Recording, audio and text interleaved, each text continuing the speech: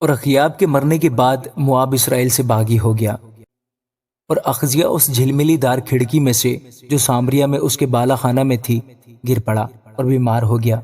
سو اس نے قاصدوں کو بھیجا اور ان سے یہ کہا کہ جا کر اکرون کے دیوتا بال زبوب سے پوچھو کہ مجھے اس بیماری سے شفا ہو جائے گی یا نہیں۔ لیکن خداوند کے فرشتہ نے ایلیا تشبی سے کہا، اٹھ اور شاہ سامریہ کے قاصدوں سے ملنے کو جا اور ان سے کہے، کیا اسرائیل میں خدا نہیں جو تم اکرون کے دیوتا بال زبوب سے پوچھنے چلے ہو؟ اس لیے اب خداوند یوں فرماتا ہے کہ تو اس پلنگ پر سے جس پر تو چڑھا ہے اترنے نہ پائے گا، بلکہ تو ضرور ہی مرے گا۔ سو ایلیا روانہ ہوا اور وہ قاصد اس کے پاس لوٹ آئے۔ سو اس نے ان سے پوچھا، تم لوٹ کیوں آئے؟ انہوں نے اسے کہا، ایک شخص ہم سے ملنے کو آیا اور ہم سے کہنے لگا کہ اس بادشاہ کے پاس جس نے تم کو بھیجا ہے پھر جاؤ اور اسے کہو کہ خداوند یوں فرماتا ہے، کیا اسرائیل میں کوئی خدا نہیں جو تو اکرون کے دیوتا بال زبوب سے پوچھنے کو بھیجتا ہے؟ اس لیے تو اس پلنگ سے جس پر تو چڑھا ہے اترنے نہ پائے گا، بلکہ ضرور ہی مرے گا۔ اس نے ان سے کہا کہ اس شخص کی کیسی شکل تھی جو تم سے ملنے کو آیا اور تم سے یہ باتیں کہیں؟ انہوں نے اسے جواب دیا کہ وہ بہت بالوں والا آدمی تھا اور چمڑے کا کمر بند اپنی کمر پر کسے ہوئے تھا۔ تب اس نے کہا کہ یہ تو ایلیا تشبیہ ہے۔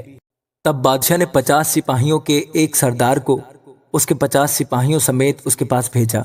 سو وہ اس کے پاس گیا اور دیکھا کہ وہ ایک ٹیلے کی چوٹی پر بیٹھا ہے۔ اس نے اس سے کہا، اے مرد خدا، بادشاہ نے کہا ہے تو اترا۔ ایلیا نے 50 کے سرداروں کو جواب دیا، اگر میں مرد خدا ہوں تو آگ آسمان سے نازل ہو اور تجھے تیرے 50 سمیت بھسم کر دے۔ پس آگ آسمان سے نازل ہوئی اور اسے اس کے 50 سمیت بھسم کر دیا۔ پھر اس نے دوبارہ 50 سپاہیوں کے دوسرے سردار کو اس کے 50 سپاہیوں سمیت اس کے پاس بھیجا۔ بادشاہ نے یوں کہا ہے کہ جلد اترا۔ ایلیا نے ان کو جواب دیا کہ اگر میں مرد خدا ہوں تو آگ آسمان سے نازل ہو اور تجھے تیرے 50 سمیت بھسم کر دے۔ پس خدا کی آگ آسمان سے نازل ہوئی اور اسے اس کے 50 سمیت بھسم کر دیا۔ پھر اس نے تیسرے 50 سپاہیوں کے سرداروں کو اس کے 50 سپاہیوں سمیت بھیجا، اور 50 سپاہیوں کا یہ تیسرا سردار اوپر چڑھ کر ایلیا کے آگے گھٹنوں کے بل گرا اور اس کی منت کر کے اس سے کہنے لگا، اے مرد خدا، میری جان اور ان 50 کی جانیں جو تیرے خادم ہیں تیری نگاہ میں گراں بہا ہو۔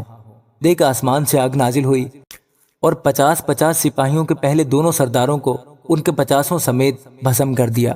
سب میری جان تیری نظر میں گراں بہا ہو۔ تب خدا ان کے فرشتہ نے ایلیا سے کہا، اس کے ساتھ بادشاہ کے پاس نیچے جا، اس سے نہ ڈر۔ تب وہ اٹھ کر اس کے ساتھ نیچے گیا اور اس سے کہا کہ خداوند یوں فرماتا ہے کہ تو نے جو اکرون کے دیوتا بال زبوب سے پوچھنے کو لوگ بھیجے ہیں، تو کیا اس لیے کہ اسرائیل میں کوئی خدا نہیں ہے جس کی مرضی کو تو دریافت کر سکے؟ اس لیے تو اس پلنگ سے جس پر تو چڑھا ہے اترنے نہ پائے گا، بلکہ ضرور ہی مرے گا۔